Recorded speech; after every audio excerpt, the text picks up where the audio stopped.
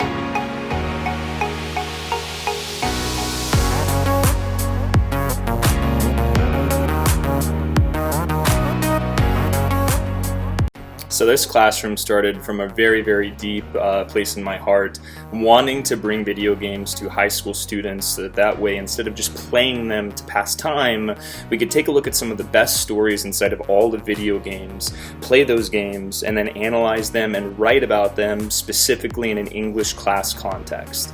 Now, I am an English teacher, that is my job, and so when I made this class, I really tried my best in order to structure the entire thing around English class, but I do believe that there are other ways. If you're a history teacher, let's say you teach at the college level, then much easier in my opinion to get deeper into these games.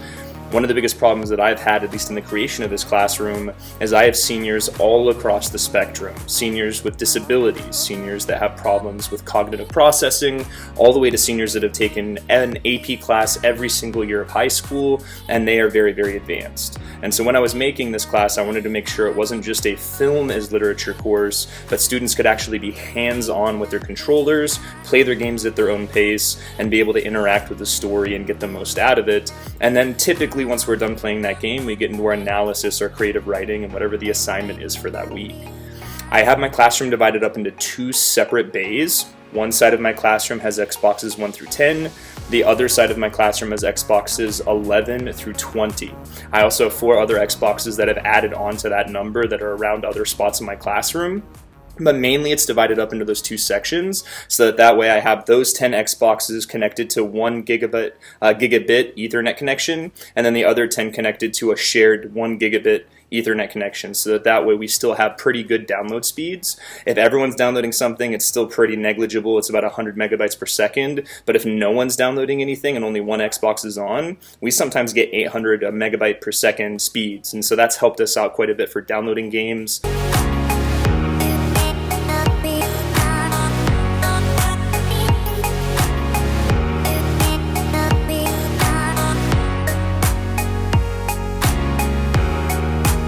Now, as I've been making this class, my school has limited funds and they've been able to help me with the purchasing of some of the consoles, but to be brutally honest, a lot of this has been on me as the teacher to ask companies to apply for grants and try and get all of the things that I can get in order to make this class run. And so I've been extremely lucky. The company PowerA, they actually provided my classroom with a lot of wired controllers and then also a set of rechargeable docking stations so that way all of the controllers that I bought for the console that they came with could be replaced with rechargeable batteries in order to not have to worry about AA's. And so every single Xbox in my classroom runs with rechargeable batteries, and it really helps the students because I can remind them in the last 5 minutes of class to dock the controllers, keep them charging, and then keep everything running for the next class. I cannot imagine what the cost would be if I had AA's and I had to replace them consistently. It'd probably be hundreds of dollars every single month that I'm adding into that, and you wouldn't think it'd be that high, but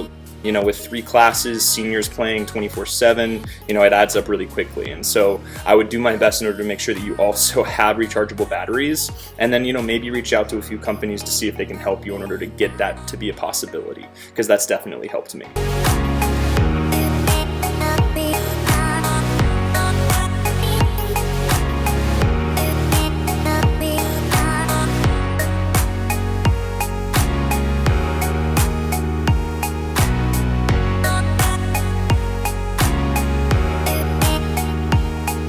Now, one of the biggest costs, obviously, is the cost of video games. And I can totally understand if you come from a poor school district, if you don't have grants that you're able to receive, it might be hard to think about getting a class set of consoles. And to be honest, I felt like at first it was nearly impossible. I was originally thinking that my classroom was going to be more film as literature based, where I only had one console, I played the game, and then students essentially watched to write. But if you've played video games, you know that sometimes it can be fun to watch, but most of the times you need to interact to be immersed in the game to understand the story completely. And so one of the biggest things I pushed for when making this class was that idea of immersion, trying to make sure that we had students one-to-one on their consoles with their own save files, in the same way that you'd want your own copy of the book and not to have one book that's read aloud and then shared if you need a passage. I wanted to make sure that students had their own personal consoles that they could play on. And so that was the biggest thing I fought for when making this class. In some classes they have textbooks, in our classes we have consoles. But that's not the only step. Once I actually got the school on board to buy the consoles, I have 30 different consoles altogether, 24 Xboxes, 2 PlayStation 5s, and then 4 Nintendo Switches. That's 30 different accounts, which meant I had to make 30 different emails, and those 30 different emails then had to make 30 different Xbox accounts. And then I had to start buying games. And so if you can imagine that, one game purchased with 30 different emails, that's 30 different receipts, 30 different purchases with a school card. And so the real chaos of this class wasn't even the content, it's just going through and keeping track of the library of games that we're creating. And so if there's a $60 game on sale, $60 times 30 is $1,800. And so to buy one game for this class, poof, you're ballooning if you start buying games full price. Luckily, I've been able to reach out to different companies. I've been able to apply and then even use some grant funds during Black Friday in order to purchase games. I'm a big believer in never buying games at full price, because if you can wait till Black Friday, I was able, I believe, in 1 year to spend about $2,000 on the entire class and get about 10 different giant amazing games, including Skyrim, Gears of War, we got Minecraft sets for the entire class, Red Dead Redemption 2, What Remains of Edith Finch, and we were able to receive those using grant funds, bought smartly, not buying $60 games when they first come out. And so the cost for this class can balloon, but it's about thinking about what is the structure that works best for your school.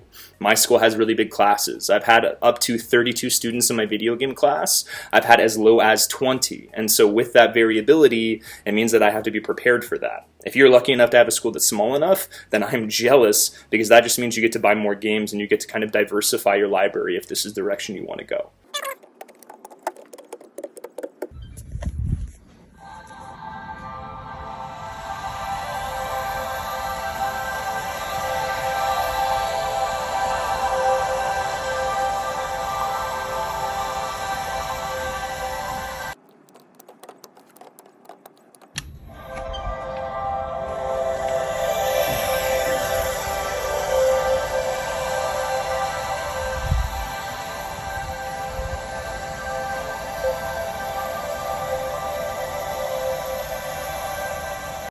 So far, one of the biggest ways that I've been able to supplement my class has been applying to local grants. And there are typically a lot of them if you go to Google and search your state, your teaching license specifically, so that way you're finding grants that apply to you. I was able to find mostly ones that applied to different credit unions in the area. There were about 4 or 5 that I'm not even a member of, but because I was a teacher, I was able to apply to those grants and then receive them. And then, some I received, some I didn't, and I was able to apply to those the following year. But cumulatively in the 2 years that I've had this class going, I've won almost $10,000 in grants. And that's not to brag, that's just to show that if I write, if you do the same thing, you can get funds for almost any kind of class you want to create. The hard part is getting your school board on board, and if you have a parent council, them as well. And luckily I was able to go through that process. Here at Grants Pass High School, we have 4 different types of senior selectives. Basically, in senior year, they're able to take whatever fun class they want to inside of these electives. They have my Video Game is Literature class, which is named after the Film is Literature class. And so the Film is Literature class makes sense. You watch movies, you write about them. Video Games is Literature, we play games, we write about them. And so I followed that same name scheme. We also have Poetry of Rock and Roll, Creative Writing. I'm pretty sure we also have Mythology, so there's another additional one. And so a lot of different ways the seniors can get their English credit their final year. This is just one of the offerings that I was able to propose to fit into that elective structure. And so at your school, it may be a little bit more difficult to actually say, hey, I want to teach this class. But the biggest thing I would recommend is looking at your teacher contract, talk to your principal, try and see what is the process in order to get a new class started at your high school, so that way you can go through those correct channels. You don't want to be the person that's just, annoying in teacher staff meetings going, why don't we have this class? Go through the right processes, talk to your union rep if you're in a state where you have a union, and then do your best to work with the actual district team to see how this stuff can help your school. And if you need any assistance, materials, you can always go to my Patreon website, Teaching with Video Games. It should be a really quick look, and I'll have that linked inside of this video. I want to make sure that if you feel lost, you can always reach out, because I want this to be a possibility for your class as well. And so I personally had to actually fill out an entire application. I had to give that to my school board and our local parent-teacher council, where basically people from the community were able to vet my class, go through the standards, go through the content, and decide, is this something that they want to have at my school? And so if you could go through that same process, you should hopefully be able to figure out if this is something you can do. And then if you can't, let's be real. I mean, look at local community colleges, look at summer schools, summer camps. If this is a passion of yours, you should be able to continue with that.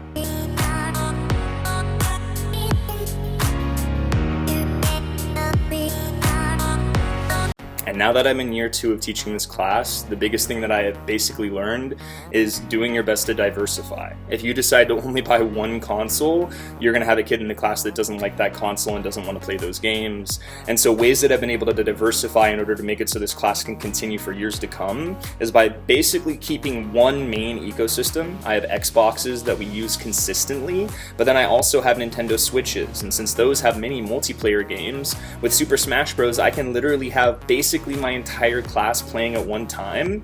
And then that led me to decide to get mounted TVs this year. So in my classroom, I have 4 separate mounted TVs. Every single one has a Nintendo Switch attached to it. So in my classroom, I can very easily run Mario Kart tournaments, I can run Smash Bros, I can have people playing Mario Odyssey 2-player on the ceiling.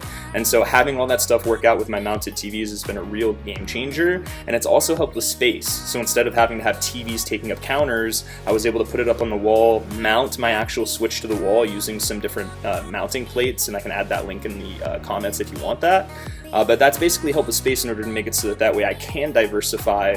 And then the reality is I live in rural Oregon, where the power sometimes goes out for hours at a time, but we have to stay in class.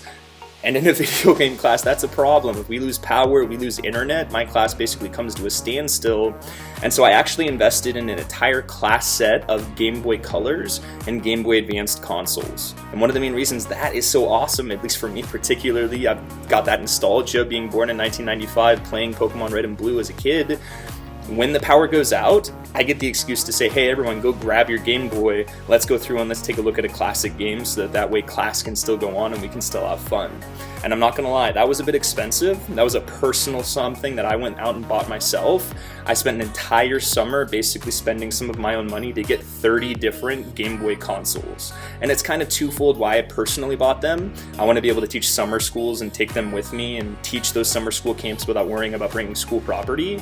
But then also, when I'm done teaching this class in 30 years, I'll have all of those components to be able to keep at least one of them going, when I'm an old man. And so I've got all of those basically to just help out with that. We were able to buy 5 Riffmaster controllers this year, which pissed off a lot of people online when I posted it on Twitter, but our students are able to enjoy those. And so the biggest thing I'm saying is basically, I was not starting at this position. I started with only 4 Xbox consoles, and then it took a lot of convincing in order to get the rest of the school on board, to get grants. But 2 years later, I have one of the most stocked classrooms, I think, on the West Coast. I might be the only high school teacher that has an entire Xbox classroom. And that's why I wanted to make this video, to be able to talk about this, to be able to kind of share, because I want every single high school to see how awesome this is. I've been able to do this with seniors. If I could teach this with freshmen, sophomores, juniors, it's just a great way to get them involved and interested with some really great stories. And not every single story is going to resonate with these kids, but be able to have that immersion, to be able to work with them, it's just been so great. And so I want to end with a little bit of a montage, some parts of my classroom. If there's anything that you guys want to share, or if you're trying to start one at your own school, please just let me know. And I hope you guys have a great, well, summer. Enjoy it, guys. Peace.